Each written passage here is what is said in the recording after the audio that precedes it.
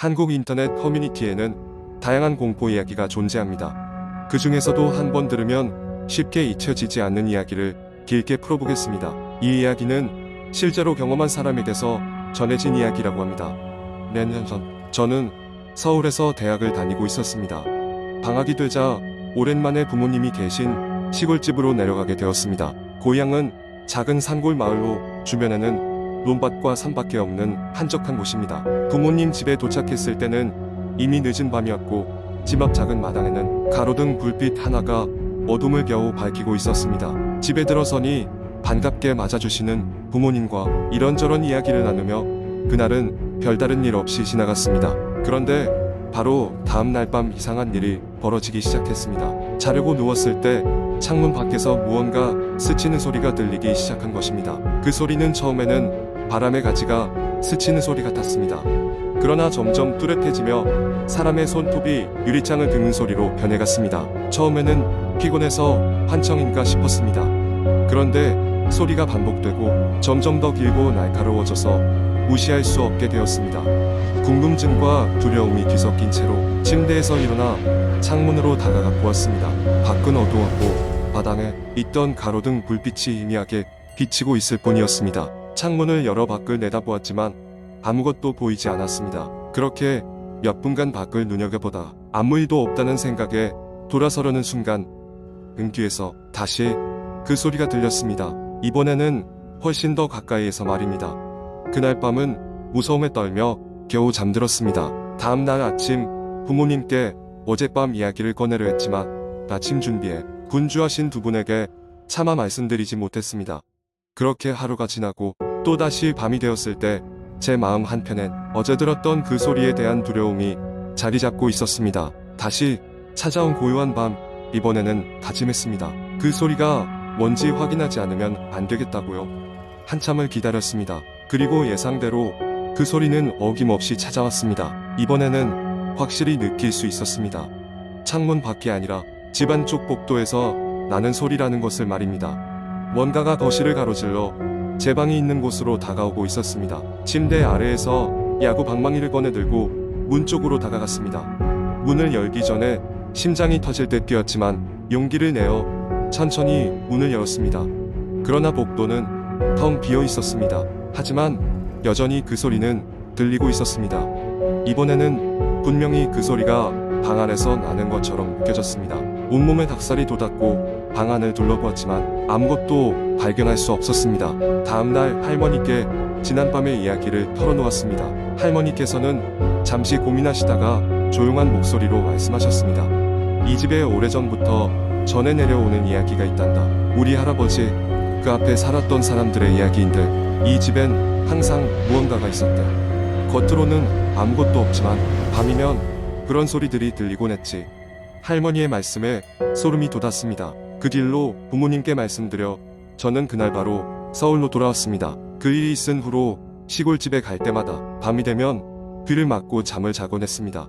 비록 그 소리가 더 이상 들리지 않을 것이라는 것을 알고 있었지만 그 집에 들어설 때마다 당시의 공포스러운 기억은 여전히 저를 짓누르고 있습니다. 그 이후로도 그곳에선 이상한 일들이 전해진다고 합니다. 방문한 사람들 중 몇몇은 밤에 울리는 어디선가 들려오는 발소리, 창문에 손톱 긁는 소리 등을 들었다고 합니다. 전혀 보이지 않는 존재가 여전히 그곳을 지키고 있진 않을까 하는 생각이 들곤 합니다.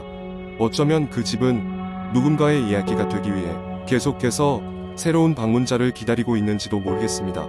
두 번째 이야기, 한 인터넷 포럼에서 유난히 인기가 많았던 한 공포 썰에 대해 이야기해볼게.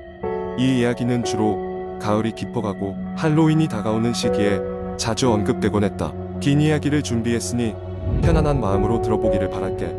이 사건은 1990년대 중반 경상남도의 한 작은 시골 마을에서 시작되었다. 당시 그 마을은 사람들에게 잘 알려져 있지 않았고 주로 농사와 소규모 업을 통해 생계를 이어가던 조용한 곳이었다.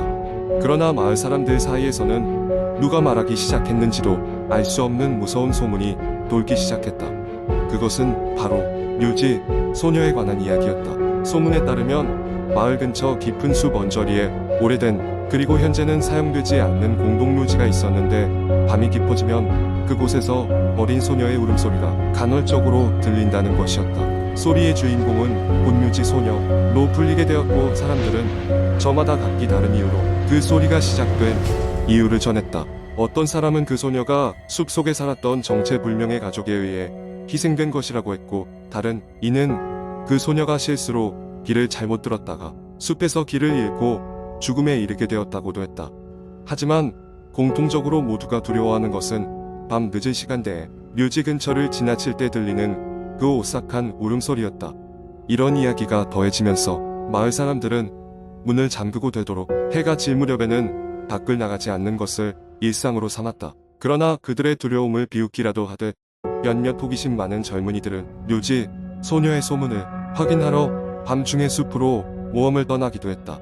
그 중에서도 특히 대담함으로 소문난 진수라는 젊은이가 있었다.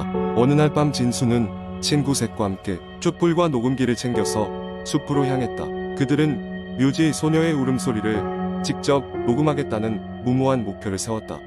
깊은 밤 달빛도 제대로 비추지 않는 어둡고 쌀쌀한 숲속을 비집고 들어간 그들은 기이한 정적 속에서 두려움을 느끼기 시작했다. 점차 서늘한 바람이 불어오고 묘지에 가까워질수록 냉기가 느껴졌다. 그리고 그 순간 숲의 중심쯤 왔을 때였다. 처음에는 아주 희미하게 그러나 곧 점점 또렷하게 울려 퍼지는 소녀의 흐느끼는 울음소리가 들려왔다. 친구들은 순간 두려움에 얼어붙고 말았다. 진수는 떨리는 손으로 녹음기를 켜고 소리가 나는 방향으로 다가갔다. 그 순간 바람이 더욱 거세지고 소녀의 울음소리는 마치 사방에서 울려오는 것처럼 들렸다.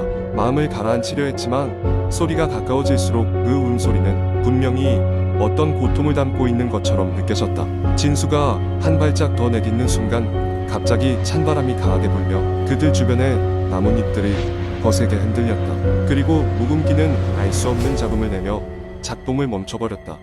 놀란 그들은 더 이상 버티지 못하고 숲을 빠져나오기 시작했다. 어둠 속에서 달리면서도 소녀의 울음소리는 그들을 쫓아오는 듯했고 그들은 마치 숲 자체가 그들을 막으려는 듯한 괴기한 느낌을 받았다.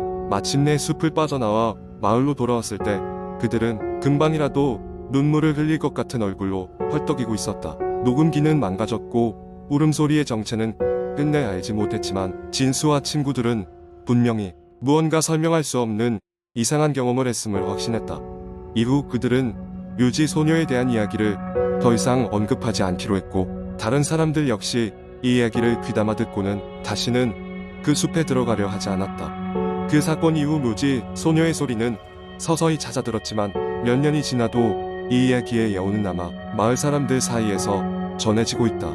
혹시 당신도 어느 깊은 밤의 숲을 지나야 할 일이 생긴다면 그곳에는 당신만이 있지 않을 수도 있다는 사실을 기억하길 바란다. 세 번째 이야기, 오래된 친구들과의 약속은 언제나 기분 좋은 일이었다. 특히 우리가 대학 시절 자주 가던 산장을 찾아가는 것은 오랜만에 추억을 되새기는 기회였다. 그 산장은 산속 깊이 자리하고 있어서 도시에선 느낄 수 없는 고요함과 맑은 공기가 좋았다. 우리 4명은 퇴근 후 늦은 시간이 되어서야 출발할 수 있었고 산장에 도착했을 때는 이미 자정을 넘긴 시간이었지만 모두 피곤함보다는 설렘이 가득 차 있었다. 우리는 각자 짐을 풀고 거실에 모여 앉았다. 벽난로에 불을 붙이고 가볍게 술잔을 기울이며 옛 이야기를 나누기 시작했다. 그렇게 한참을 웃고 떠들다가 민수가 무서운 이야기를 꺼내기 시작했다. 사실 우리가 처음 이 산장에 왔을 때도 민수는 늘 공포 이야기를 가장 잘하곤 했다. 이번에도 마찬가지로 등골을 서늘하게 만드는 이야기가 시작되었다. 민수는 이 근방에서 실제로 있었던 사건이라고 했다. 몇 년 전 한 가족이 이 근처 산장에서 실종되는 일이 있었다고 한다. 경찰이 현장을 철저히 뒤졌지만 그 가족에게 무슨 일이 일어났는지는 여전히 미궁속이라고. 가장 소름 끼치는 부분은 산장 벽에 우리는 여기 있다라는 글이 키로 적혀 있었다는 것이었다. 이야기가 끝나자 순간적으로 산장 안은 무거운 침묵에 빠졌다. 다들 농담삼아 웃으며 이야기를 흘려 넘기려 했지만 은근히 등골이 서늘한 건 어쩔 수 없었다. 시간이 더 늦어졌고 우리는 각자 방으로 흩어져 잠에 들기로 했다. 난 잠이 쉽게 오지 않아 뒤척이다가 창밖을 보게 되었다. 창문 너머로는 거의 보이지 않을 정도로 어둡고 짙은 숲이 있었다. 그런데 그 순간 어둠 속에서 무언가 움직이는 그림자가 보였다. 잘못 본 것일 거라고 애써 자신을 달래며 눈을 감아 보려 했지만 이상하게도 아까 민수의 이야기가 계속해서 머릿속을 떠나지 않았다. 갑자기 복도에서 이상한 소리가 들렸다. 무언가 질질 끌리는 듯한 소리였다. 나는 조심스럽게 방문을 열었고 복도를 향해 나가려던 순간 누군가 내 뒤에 있는 것 같은 느낌이 들었다. 뒤돌아보니 아무것도 없었다. 분명 사람의 형체가 느껴졌던 것 같은데 단지 내 착각일까? 그런데 그때 방 다른 쪽 구석에서 작은 속삭임이 들려왔다. 아무도 없는 방에서 그 소리가 난다는 것은 설명할 수 없는 현상이었다. 두려움에 쫓겨 방을 나와 친구들 방으로 향했다. 복도는 여전히 적막했고 다른 친구들의 방도 모두 불이 꺼져 있었다. 용기를 내어 민수의 방문을 두드렸지만 아무런 대답이 없었다. 문을 열어보니 그 방은 텅 비어 있었다. 그제야 깨달았다. 이게 단순한 이야기가 아닐지도 모른다는 것을. 묘한 기분에 사로잡힌 채 차가운 한기가 어깨를 감쌌다. 다음 날 아침 모두가 아무 일 없었다는 듯 방에서 나왔고 나는 어젯밤에 일을 말해야 할지 고민에 빠졌다. 그러나 그때 한 친구가 불쑥 이야기를 꺼냈다. 어젯밤에 누가 내 방에 있었던 것 같아. 그 친구도 비슷한 경험을 했던 것이다. 순간 등골이 서늘해지며 우리의 이야기는 끝나지 않았음을 직감했다. 우린 서둘러 짐을 챙겨 그 산장을 나왔다. 떠나기 전 산장 벽을 봤는데 알 수 없는 글자들이 새겨져 있었다. 꼭 우리를 향해 말하는 것만 같았다. 우리는 여기 있다라는 글귀가 그대로 그 자리에 남아 있었다. 이후로 우리는 다시는 그 산장에 가지 않았다. 그리고 그날 밤 이후로 그 기억은 여전히 내 안에 서늘한 감정으로 남아 있다.